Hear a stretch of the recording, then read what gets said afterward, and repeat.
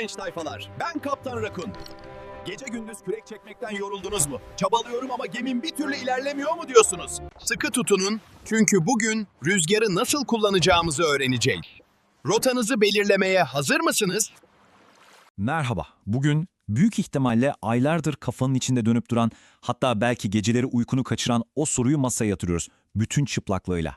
Ya saatlerce çalışıyorum, onlarca kitap bitiriyorum, yani her fedakarlığı yapıyorum ama denemelerdeki o netler var ya, bir santim bile oynamıyor. Neden? Nerede yanlış yapıyorum ben? Eğer bu cümleler sana bir yerden tanıdık geliyorsa bil ki yalnız değilsin ve kesinlikle doğru yerdesin. Çünkü bu sorunun cevabı birazdan tanışacağın çok tecrübeli bir rehberin, bir kaptanın seyir defterinde saklı. İşte o tecrübeli rehberimiz Kaptan Rakun.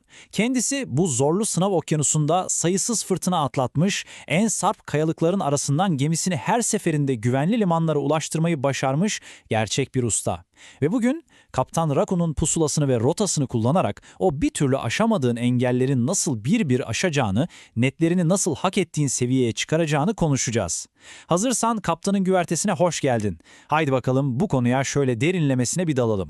Kaptan Rakun'un ilk teşhisi son derece net. Çoğumuz farkında bile olmadan dümeni kırık gemi sendromu yaşıyoruz. Nedir bu sendrom? Şöyle düşün, küreklere var gücünle asılıyorsun, yelkenleri sonuna kadar açıyorsun, kan ter içinde kalıyorsun ama gemi kendi etrafında dönüp duruyor. Çaban gerçekten takdire şayan, evet, ama enerji harcamakla yol almak maalesef aynı şey değil. Çünkü geminin bir dümeni, bir rotası yok. Bakın, Montaigne'in yüzyıllar önce söylediği gibi, hedefi olmayan gemiye hiçbir rüzgar yardım edemez. Bu söz, Kaptan Rakun'un rotasının temelini oluşturuyor aslında. Eğer varmak istediğin bir liman yoksa, en güzel rüzgar bile seni sadece okyanusun ortasında savurur durur. Ama bir hedefin varsa, işte o zaman aynı rüzgar seni limana yaklaştıran müthiş bir itici güce dönüşür. Yani sorun rüzgarda değil, sorun sende de değil. Tek sorun rotanın belli olmamasında. Bu durum sana çok tanıdık gelmiyor mu? Matematik denemesi iyi geçer, tamam ya en iyi benim dersin. 2 gün sonra Türkçeden hiç beklemediğin bir yanlış çıkar, bütün plan değişir, kendini bir anda paragraf kitaplarına gömersin.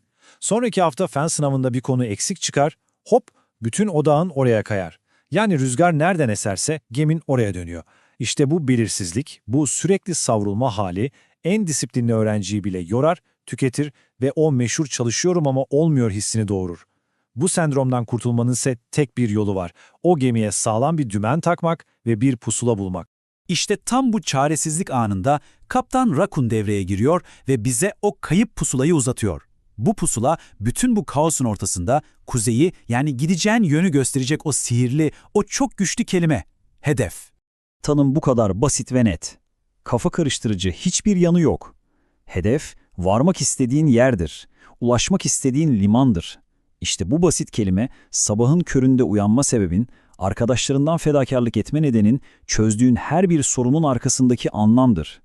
O olmadan her şey anlamsız bir angaryaya dönüşür. Şimdi senden bir şey rica ediyorum. Gerçekten bir an dur ve düşün. Hatta istersen bu kaydı duraklat. Bu sorunun cevabını dürüstçe kendine ver. Ama iyi bir liseye gitmek gibi yuvarlak, herkesin verebileceği bir cevap değil. Somut, net, ismini koyabildiğin, gözünü kapattığında koridorlarında yürüdüğünü hayal edebildiğin o yer neresi? İşte bu sorunun cevabı dümenini takacağın ve pusulanı ayarlayacağın an olacak. Bir plan yaptın ama onu bir yere yöneltmiyorsan o plan sadece dikkatini dağıtıyor. Asıl soru şu, hedefin ne?